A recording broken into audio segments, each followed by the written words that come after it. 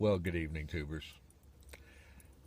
By popular request, and for reasons of not ignoring the giant, pink elephant in the room, I'm going to digress for a moment to a topic that those of you who have followed the channel for any time at all will be familiar with, and that will be the subject of Mr. Troy Reid and his tiny house on wheels project up in New York.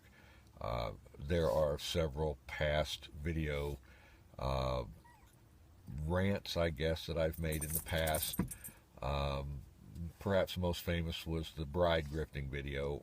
I'm not going to look it up. It's in my list somewhere here. Don't know which episode it is, but Mr. Reid, that was when he was raising money on YouTube to get his 20-year-old Filipino bride sent over, or retrieve her and bring her back, as the case may be, which was pretty ludicrous for a guy who had no job and was totally dependent upon a highly skeptical YouTube channel.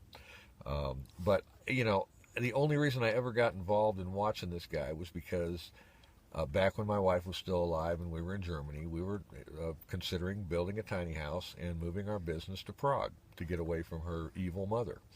And, unfortunately, my wife's health didn't allow for that.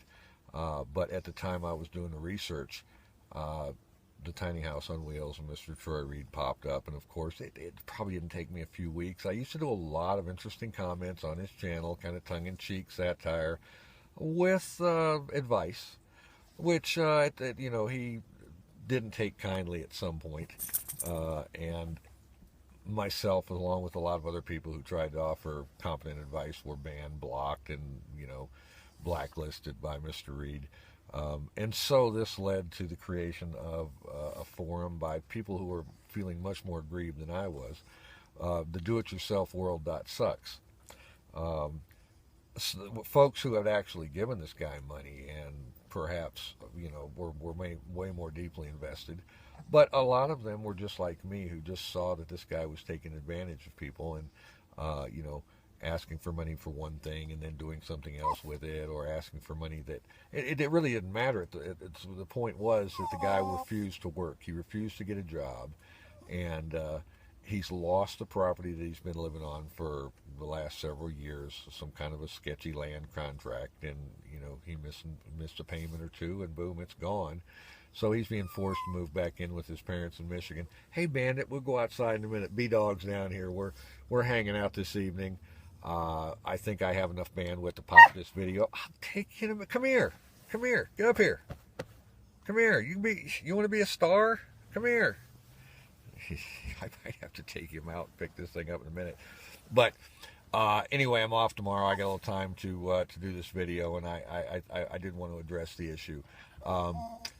I think it's over for him. I don't think we're going to see any more of him. I don't know. He's got what's coming to him. He's got what's coming to him. If he would have listened to people who were trying to help him, myself included, in the past when he was putting this project together, he wouldn't have built a tiny house on wheels for the sole purpose of trying to skirt zoning, and not made it an actual mobile platform. See, he's having to leave all the work and the donation, everyone, the entire invested community of people who have supported and watched his videos are watching that effort. He's having to walk away from that because his tiny house on wheels, which he uses in every video. I mean, this is Troy from the tiny house on wheels. He's walking away from the wheels because he can't. There's no way he can move the house. It wasn't built to be moved. It was built to scam the local authorities, and he ended up scamming himself. And isn't that kind of appropriate? I think Alanis Morissette had something to say about that, but I don't know. But anyway, I had a good day yesterday. I had a great day today, and I intend to have a good day tomorrow. So for now, we're out. All right, bae.